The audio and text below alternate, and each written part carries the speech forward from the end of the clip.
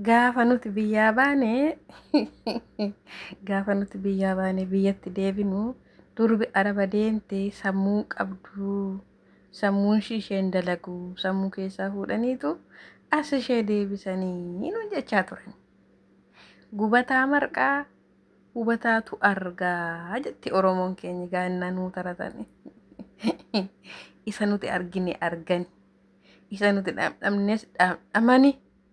Akkamitti akka sammuu nu keessaa fuudhamee sammuu duwwaa galtuun hin jedhan haa ilaalanii nagaa moo irraanfanne nagaan waaqayyo hunduma keessanii haa ta'u akkam jirtu nagaa keessanii ani nagaa kooti waaqa haa galatu sinillee nagaa akka taatan abdii qaba nageenyi keessan immoo irraa haa ta'u lafuma jettanitti siniin jedha yuutuubii koo sabiskiraaybii laayikii sheerii naa gochuu hin dagatinaa warri maatii naa taatanitti hin jalatoomaa ulfaadhaa warri naan ta'an immoo naa ta'amaatii walaa dubbisuu walaa jajjabeessinuu siniin jedha dhugaa dubbachuun takka takka viidiyoo kana ilaaleen hedduu takka kolfaa ture maaliif beektani dubartii biyya arabaa deemtee baaligees jedhu dubartii biyya arabaa deemtee nyaattees jedhu dubartii biyya arabaa deemtee maraatuu jedhu wanni sanuun hin jiru jechuudha. Amma garuu gaafa akkasii isaan laalu akkamitti dhaqamanii gaafa ilaalan nuu hubatu. Waan nuti irra turre, waan nuti irra jirru, waan nuti irra jiraachaa turre yeroo akkasitti namaa argan namaa beeku. Kunuu isaan xixinnaataan jedha takka dhugaa rabbi kan ittiin nama arrabsan baay'eetu jiru jechuudha. Biyya dubartii biyya arabaa akka isaaniif arrabadha. Kunuuf garuu biyya arabaa kun waan baay'eedha. Mana barumsaas nu ta'e waan namni amalan qabnes amala keessatti horataa namni hojiin jaallannis asumatti giddisaa hojii jaallata maaliif yeroo barbaachi erga biyyaa baanee dirqama amala keenya biyyaa hundumasaa irgif goone amala haaraa horanna jechuudha.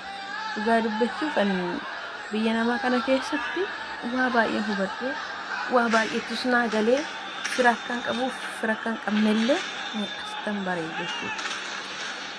Maaliif inni dur biyyatti nun jaallanne gaafa nuti as geenyu maqaa masoodhaan nu waama.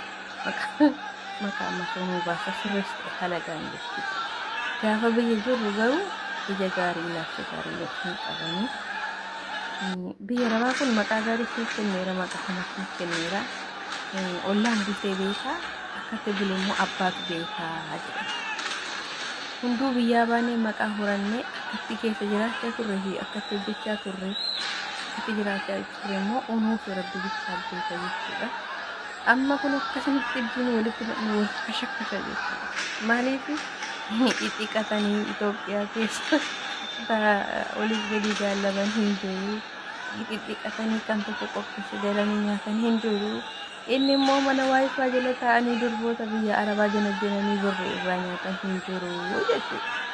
Kun hunduu hafee kanatti wal kashakkasha ibse maaliif jennaani dubartiin biyya arabaa sammuu qabdu dubartiin biyya arabaa deemtee galte sammuu qabdu sammuu ishee keessaa fuudhaniitu duwwaa ishee nu gashuu jedhani ni haa ilaalan kanatti isa sammuu dhowwatu isa sammuu duwwaa godhe kan akkanatti wal kashakkashanii haa argani. Amma aduun itti gadee hodhadha hojiin hojiidha akkanatti laabbahanii hennaarraan deemanii maaltu na agarsiisus erga na agarsiisanii ta'an immoo haa arganii mi'aa nuti argine maraatu jedhamne sana haa arganii. Amma gaachuu jechuun amma gaboolee daamaa namatti fakkaachuun amma gaa Dubaay Itoophiyaa namatti fakkaate nama galchuun jedhee la kan nu maraachee fi kan sammuu duwwaa nu godhe akkan ta'u maalaalaan yeroo isaan birrii nu erganii waan salphaatti fidannutti fakkaata garuu erga keessa seenee arginu jedhanii hubatu jechuudha. Amma nama ta'eetu ani Dubaay ufuufidhaa wal argan Dubaayitti dhanaan jechuudha. Ishiin jedhe ammas tokko ani Dubaay galuuf baakishnaan jedhe maal fuuta aaraatiin jiraadhaa lakkii jireenya biyya ormaan ulfaataa achumatti wantuma argite hojjetu jiraadhu aara du'ee bada malee situdee yoo reeffi koo gale maali hinaan kunis biyyuma keenyadha Isiin eegalee waa'ee turuutii kanaannaan eegalee birrii 280 nyaatamee jechuudha. Kun maal biyyuma Arabaa keessa nama keessaa fuutee sammuu duukaa nama galchitu kanatti maraatu jechuudha. Biyyi ormaa ulfaataadha. Biyyi ormaa hin cimtaa. Biyyi ormaa nama qabu, nama fira qabu, nama hojii gaariitti nama galchu yoo ta'e malee hin ulfaataa gaafa jennu. Sobduutti fakkaanna, nyaattuutti fakkaanna, goomattuutti fakkaanna jechuudha. Yookiis immoo waan guddina isaanii jibbii isaan inaafnu itti fakkaata. Kanammoo gaafa arganni akkatti hojii wal kashakashuuf gaafa arganni ahaa inni ifamansiisu. Darbe ijoolleen biyyarraa as dhufanii dhugaa dubbachuuf baay'inaan nagaa dhabaa jiru. Kaan osoo ijaaruu wachirraa kufee du'aa, kaan immoo otoo makiinaan iskaabaatirii immoo maal jedhan sana otoo baatu irratti asii gadi kufa jechuudha.